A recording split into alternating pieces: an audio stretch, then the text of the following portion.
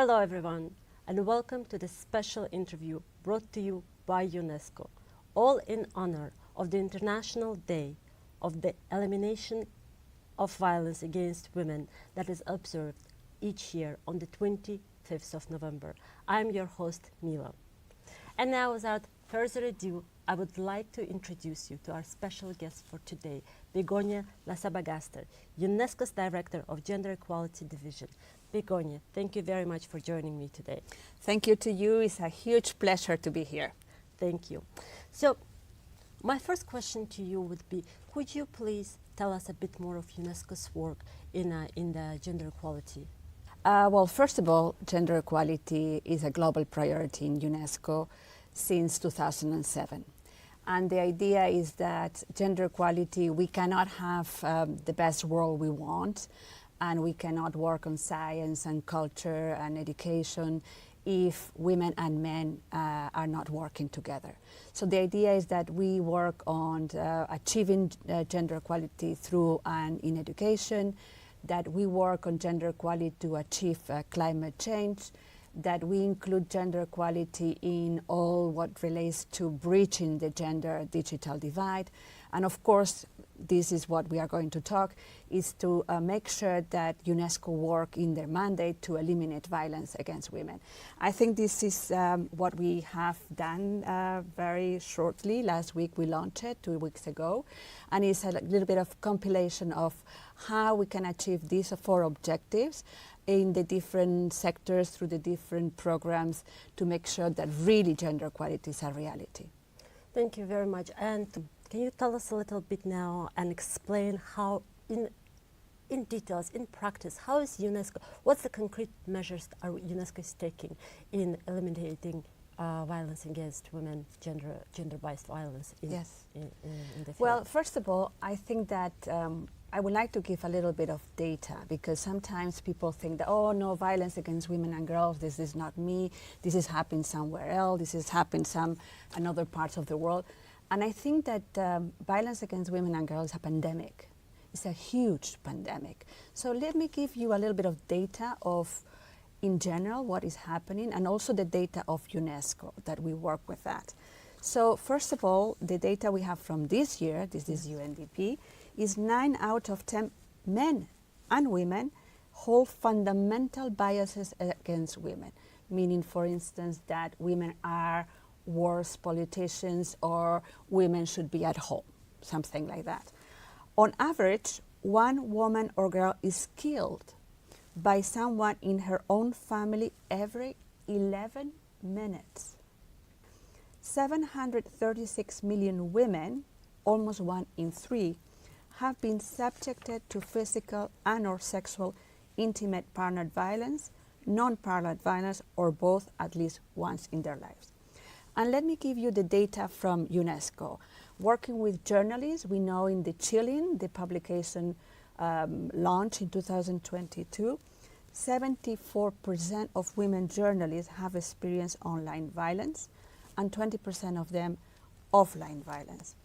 In sports, 21% of female athletes, in comparison to 11% males, have experienced a form of sexual abuse at least once as a child in sports. And I could say the same on women artists, that girls in education, etc., etc. So it's a huge pandemic. What we do? I think there are 3 main areas we work in the different programs. One is eliminate gender stereotypes and harmful social norms. For instance, through education, trying to understand that gender equality is part of the values, trying to make sure that we work with men and boys, all the work we do on the programs transforming mentalities, how we can cooperate on, for instance, ending child marriage through education, because child marriage is a form of violence against girls particularly. So we know that girls and young women that continue 1 more year of their education, they will not get married when they are child or when they are young women. and they can go to have their own education, so they can have their own ability to live by themselves, etc. So we work on women journalists, safety of women journalists. There are in 60 countries. We develop programs for the safety of women journalists.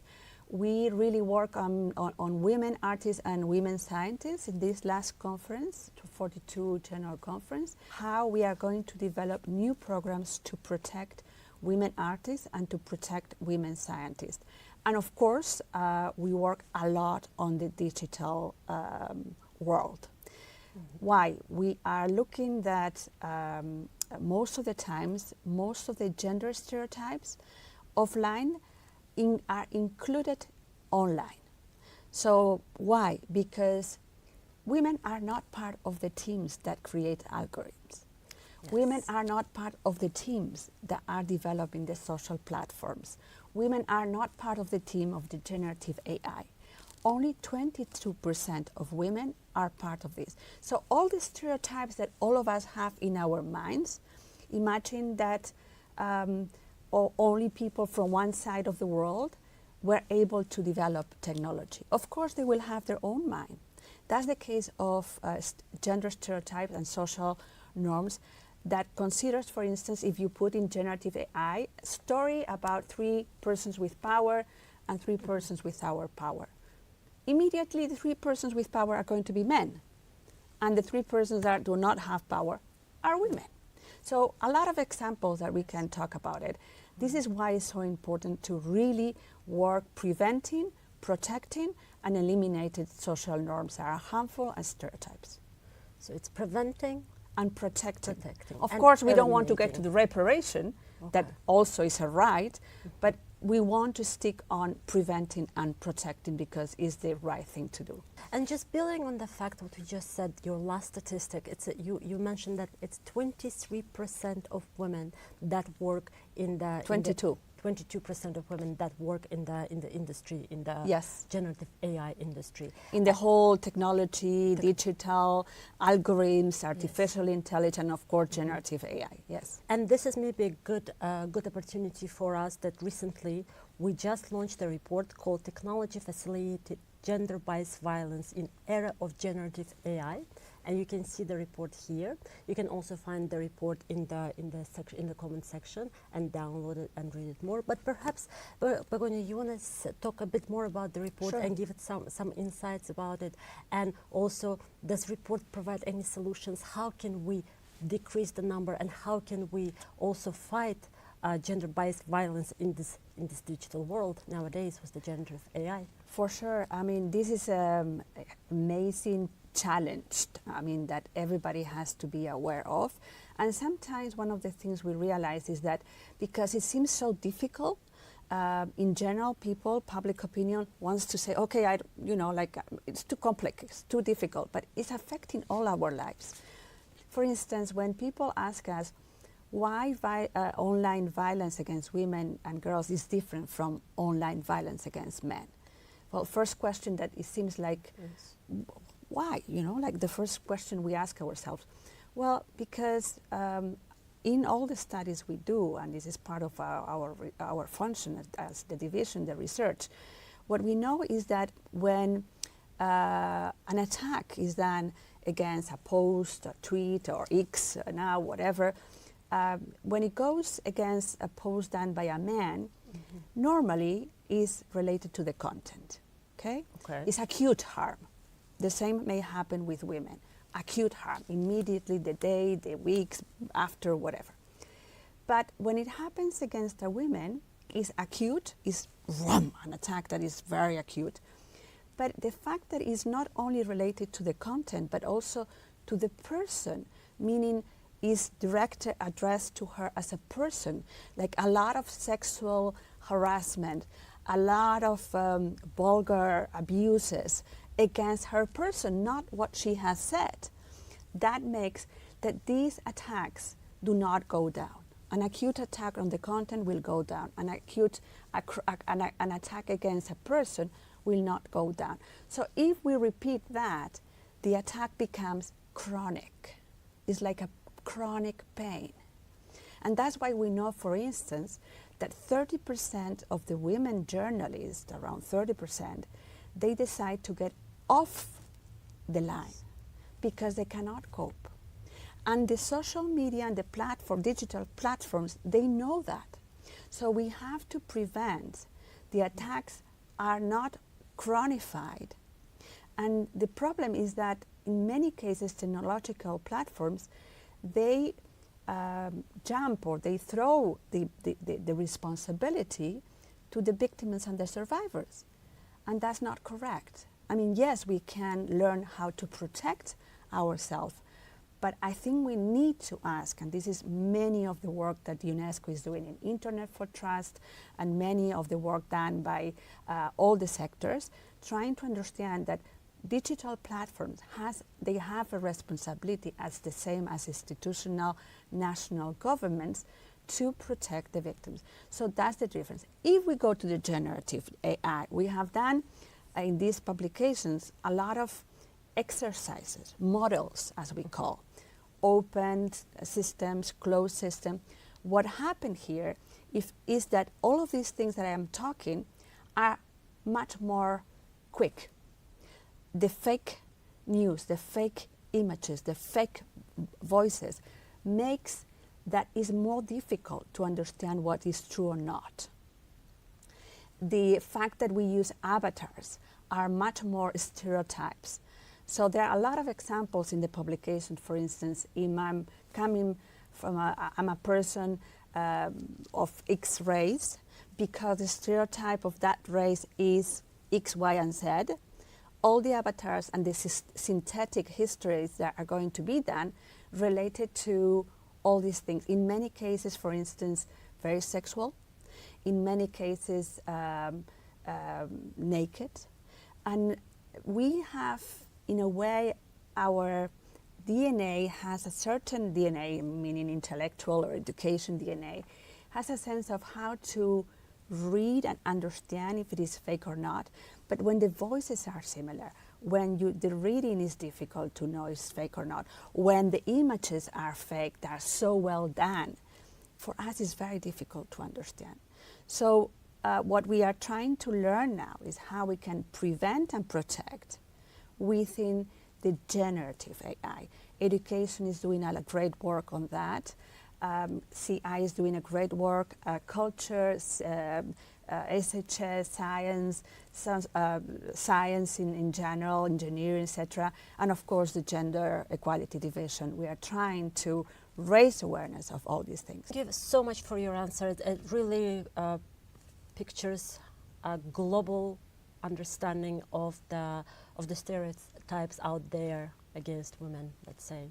And of course there's a long road ahead of us in creating guidelines of how to protect women in this digital age.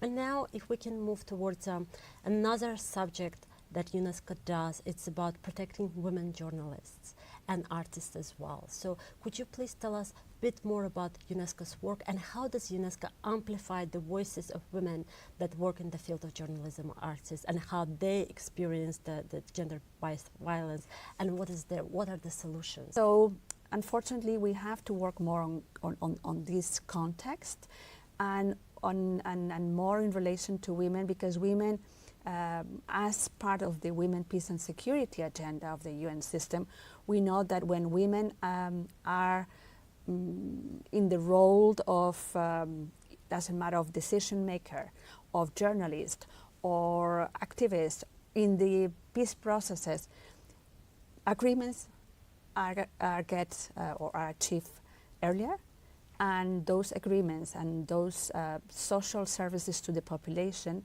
are easier to get. So sometimes the people that want to continue conflict don't like that. So unfortunately, we have to work a lot more. Artists, for instance, we have supported artists, women artists in exile. The whole work we are doing on education in Afghanistan through the radios that we are, 600,000 girls and young women are benefiting from that. So yes, UNESCO is doing a lot of work on gender equality in conflict, and particularly with girls in education, young women education, and women where they have something to say. They are showing the world what is happening, and they are raising the bar of protecting the human rights of everybody. Thank you, Begonia, for this impactful insight that you have given us today. Our interview is coming to an end, but I would like to close maybe with one last question, and this question is really addressed towards our viewers today. Mm-hmm.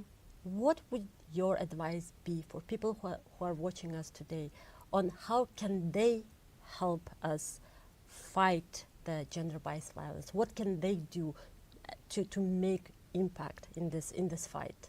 Yes. Thank you for the question, because many people, ask us, but what we can do. First of all, raise awareness. And I think that you have seen me wearing orange. Orange is the color to make sure that 25th November and the 16th date of activism, we alert that this pandemic is a way to alert. And I think that everybody can do something. My first point is that this can happen to all of us. Doesn't matter, there are many forms of violence.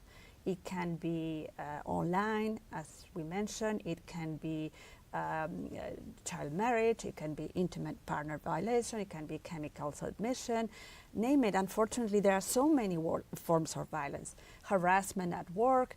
So what we have to do is not look away. We have to really open our eyes and first of all, try to help the person. It's very difficult to say, I'm being victim of violence. So the first thing is to be aware that this can happen to any of us, that we do not have to be ashamed. And if somebody surrounding us is a survivor of violence, victim of violence, we need to help. The second thing is that we need to make sure that our institutions, they comply with the legislation. So we may ask, the legislators, we may ask the administrations to say where these women, these girls in the education sector or in the culture sector or in any sector, where they can go to be provided help, where they can go to be protected, how they can reparate the harm they have suffered. So this is the second part. The third part, we need to have men and boys in our side. And I think this is a message that I address very specifically to men and boys. This is not something to laugh. If you know a colleague in sports or in your community, in your building, that is not doing the correct thing, do not laugh at these jokes that are vulgarizing, are not treating women correctly.